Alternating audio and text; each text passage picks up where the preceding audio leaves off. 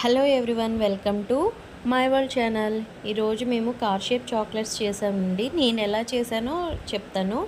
నేను మెజర్మెంట్స్ ప్రకారం ఏమీ చేయలేదు. కొంచెం డార్క్ కాంపౌండ్, మిల్క్ కాంపౌండ్ రెండింటిని యూస్ చేసి డబుల్ బాయిలింగ్ చేశాను. డబుల్ బాయిలింగ్ చేశాక అది మెల్ట్ అయిపోయిన తర్వాత బాగా కలిపాను. మనం ఎంత బాగా కలిపితే చాక్లెట్స్ కూడా అంత బాగా వస్తాయి. అలా చాలా బాగా, అంటే కాంపౌండ్ కొంచెం కూల్ అయ్యే వరకు బాగా కలిపేశాను.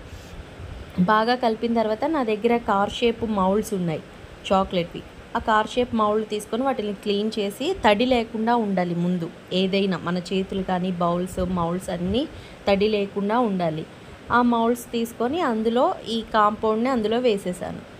మనం అందులో డ్రై ఫ్రూట్స్ కూడా ఏమైనా యూస్ చేసుకోవచ్చు, కానీ నేను ప్లెయిన్గా వేసాను.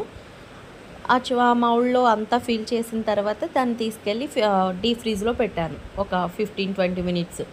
తర్వాత ఎంతో టేస్టీగా ఉండే మన chocolates ready. Thank you for watching. Please subscribe my channel. Thank you.